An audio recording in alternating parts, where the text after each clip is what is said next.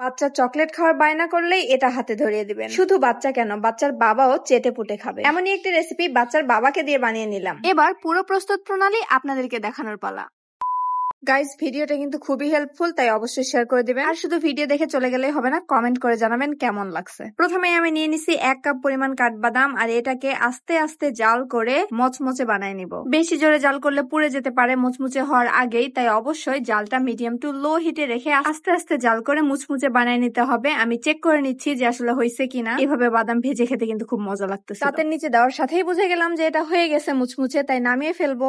এই ভিডিওতে আমি 2টা রেসিপি শেয়ার করতেছি, আর প্রথম রেসিপিটা অবশ্যই দেখতে হবে, কারণ এটা দিয়ে আমি আরো 5টা রেসিপি আপনাদের সাথে শেয়ার করব। কাঠবাদাম তো ভাজা হয়ে গেল, নামিয়েও ফেললাম। এবার কাজু বাদাম ভাজার পালা। কাঠবাদাম আর কাজু বাদাম এখানে ব্যবহার করার আগে আমি পরিষ্কার করে শুকিয়ে নিয়েছিলাম। কাঠবাদামটা ভালোভাবে শুকিয়ে গেলেও কাজু বাদামটা একটু নরম ছিল, তাই এটাকে চুলায় রোস্ট করতে অনেকটা সময় লেগে গেছে। তারপরেও আমি আলতো আঁচে অনেকটা সময় নিয়ে এটাকে রোস্ট করে ফেলেছি। কালারটা যখন হালকা ব্রাউন হয়ে এসেছে সেই পর্যায়ে আমি এটাকে নামিয়ে নিব। এবার যে 2টা জিনিস ব্যবহার করতেছি সেই 2টা জিনিস ভাজতে বেশিক্ষণ সময় লাগবে না। 1/4 কাপ পরিমাণ পামকিন সিডস আর পেস্তা বাদাম দিয়ে দিলাম। এই 2টা জিনিসকে একবারে লো হিট করে ভাজতে হবে, 3-4 মিনিটেই হয়ে যাবে। আর ঠিক এই মুহূর্তে আমি গরম কড়াইয়ে হাত দিয়ে ফেলেছিলাম, যার কারণে আমার হাতটা জ্বলে গেছে। এই পর্যায় থেকে বাকি রেসিপিটা করতে আমার হাজবেন্ড আমাকে হেল্প করছে। সো এটাও যখন ভাজা হয়ে গেছে তখন চুলা থেকে নামিয়ে নিছি। আমার অনেক কষ্ট হচ্ছিল, হাত জ্বলতেছিল। তারপরেও আমরা রাত 1টা পর্যন্ত জেগে এই ভিডিওটা বানাইছি, শুধুমাত্র আপনারা অনেক বেশি রেসিপির রিকোয়েস্ট করেন এই জন্য। যদি ভিডিও না করে এমনি এমনি বানাইতাম কাজটা অনেক দ্রুত হয়ে যেত। যাই হোক, বাদামগুলো ঠান্ডা হয়ে আসলে তারপরে ব্লেন্ডারের জারে দিয়ে ব্লেন্ড করে নিব। 90% ঠান্ডা হয়ে গেলেই হবে, একদম ঠান্ডা হওয়ার প্রয়োজন নাই। এইবার এইটাকে পাউডার করে নিব। আমি এখানে মিয়াকো গ্রাইন্ডার ইউজ করতেছি। হাতের কাছে গ্রাইন্ডার না থাকলে বাটনাতেও বেটে নেওয়া যাবে। বাদামের এই পাউডারটা আমি একটু দানা দানা রেখেছি। আপনাদের যদি মনে হয় যে আরো একটু পেস্ট করা প্রয়োজন তাহলে সেটা করে নিতে পারেন, কোনো প্রবলেম নেই। এই পাউডারটা এয়ারটাইট কন্টেনারে ভরে ফ্রিজে স্টোর করা যাবে।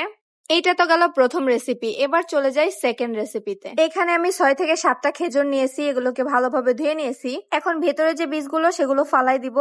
ও হ্যাঁ, আমি কিন্তু এখন প্রোটিন বল বানাচ্ছি। এটা আমি আমার 3 বছরের বাচ্চার জন্য বানাচ্ছি।